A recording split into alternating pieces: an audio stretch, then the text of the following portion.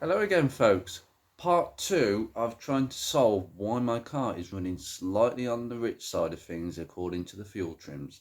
So the next stage, as per the plan, because obviously what I did before with the MAF sensor and the throttle position sensor, it hasn't really worked. It hasn't had any effect on the ratings, and I've driven the car, given it a good blast. I've done it in the city, driven it over 40-50 miles an hour. I've given it a good blast, and to be fair, the ratings haven't changed. The computer really hasn't adjusted itself.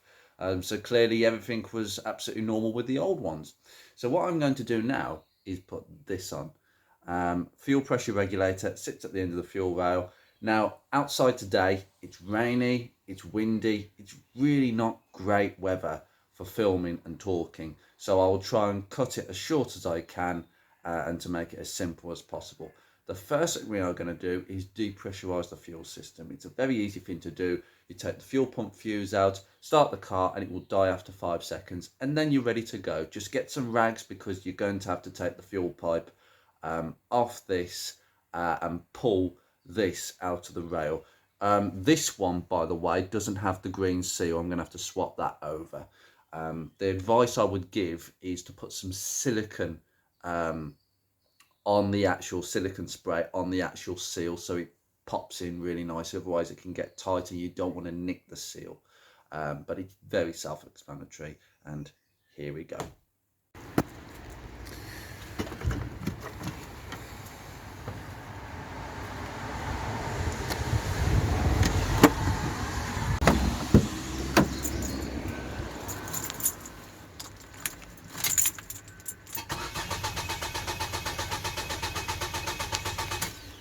Right, won't even start. That's great. That's really hopeful.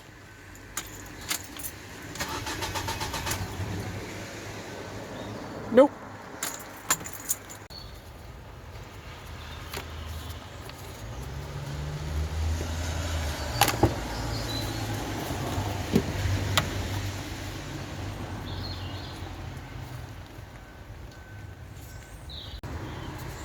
Use a screwdriver just to jab it up gently, but mine has come off recently, so just pull gently, off you go.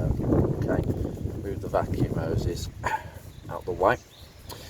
Now we need to get this return line off. I suggest you put a rag under here, but basically we have to get a pick to actually pry this open on this side. I'll try and give you a good view. Okay, this is the clip that you want to undo. All you need to do is get a pick in there and just do that. You've literally just separate the two like that. These will click together later down the line. It basically clicks in like that. Just flick it up like that. Okay, then basically what you can do then is push this flap through and it will come through the other side. You see that? There we go, it's come through. Now what you need to do is probably hold it while it's in that state. I would probably put a pick or screwdriver just to hold it with the other hand and then pull. Now that is a two-handed job because you've got to do the other side. So what I did with this side, pressing the tab in so it comes out this side, you've also got to do the same with the back side. You'll feel where it is, you push it in and push it this way and it will basically pop out. Now that will wiggle out. I'm sorry I couldn't show you on camera, but I am trying to show you as best as possible how you go about these clips. And this one, well, this one up here I think is identical to this one here, but we just now need to pull. In fact, might need a screwdriver just a little bit, might be a bit stiff. There we go, done. Out it comes. Just a little bit of fuel come out, but literally I'll show you here. This clip basically goes in. Right, I've clicked it in now. You basically push on this tab here on this side, and you have to push this one as well. So you kind of push that. It's easy for me to show you now. Push that in like that. See what I mean? It's clicking back in. So this is where you need two hands. You need one hand. We need one finger of one hand on this one and one on this one, and it will push this way. Okay, Right, so next thing is just to take out these two 8mm bolts. There's one here and there's one around the corner. You can take the air intake off if it makes it a bit easy to get in. I mean, I shouldn't use a long socket, I should use a short one, but I need to get round to the back one with a long one. So just whack these off. There we go, very easy. That should just wiggle out now. Yeah. Okay, the bolts are free, so it should just wiggle out. Make sure you've got this right underneath, because all this fuel is going to come out from what is ever in this rail. Even though it's depressurized, the O-ring will keep it on. It's just coming off. Just give it a good pull. There we go. Come on.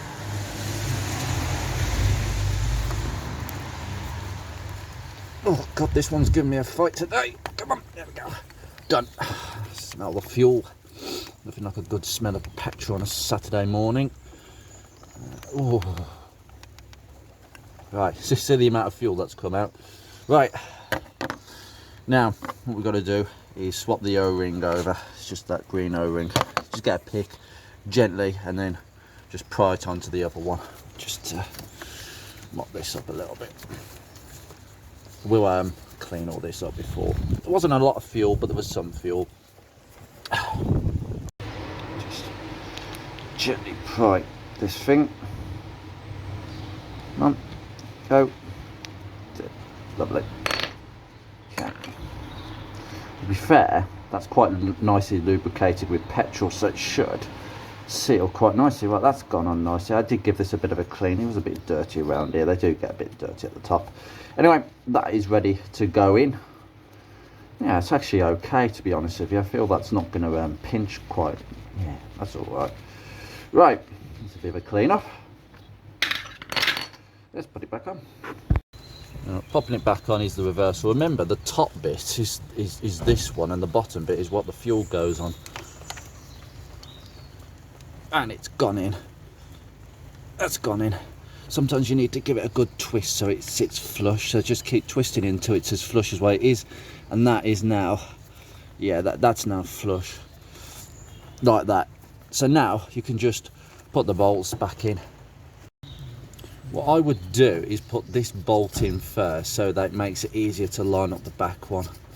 The back one's a bit of a pain to get to, but right. It's one of the most simplest jobs you can do on this car. I mean, most things are simple on this car. That's why it's such an enjoyable car to work on. You just need to know how to work on them, basically. Lovely. When these two bolts are done up, now we can just hook the pipe back up. There we go. And literally clip it in. Now what you do is I've just turned this around so you can see.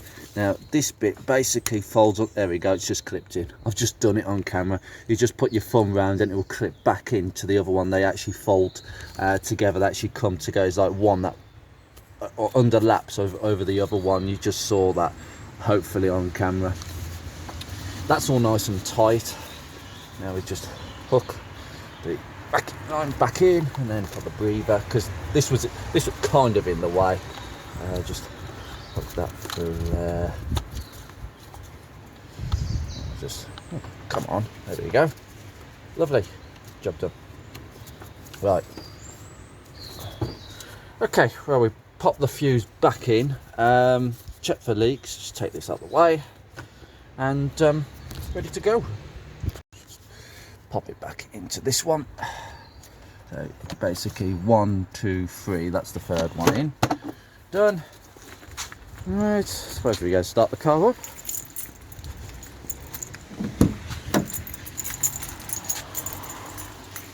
Remember to check for fuel leaks when it starts up, so just let it pressurise.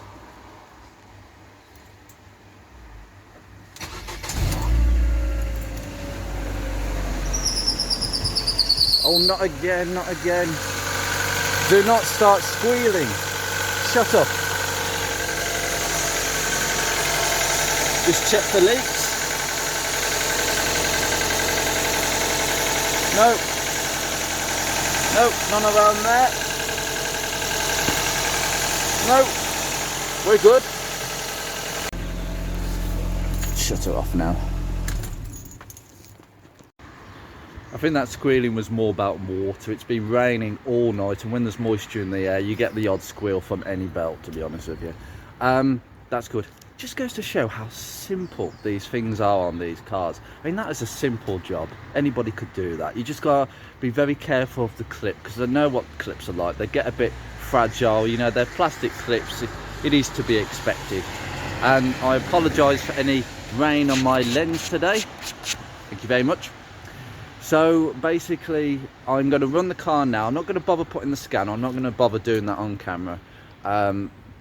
I'm going to drive the car for about, again, for the next week. We're going to drive it around town, 30, 40, 50 miles an hour, give it partial heavy throttle, light throttle combinations, and we'll see what the scanner says. I've got a feeling it won't make a difference. The next, the reason I say that is because I changed one before and it didn't make much of a difference, but I've got to tick the box, and this is a regulator. I don't know how many miles that regulator's done on another car, but it definitely come off another car. I've got 4 of them. That's the one I've not used, so we'll just check this one and see what it's like, as long as it doesn't leak. And so yeah, I'm going to give that a try. If not, fuel rail. I have a second-hand fuel rail and 4 injectors on the rail, and we will swap that rail over. The rail, I've got to say, the fuel injectors are the one thing on this car that I have never looked at. I never queried them, but there is a case of injectors leaking, and they can do so when they get a little bit old.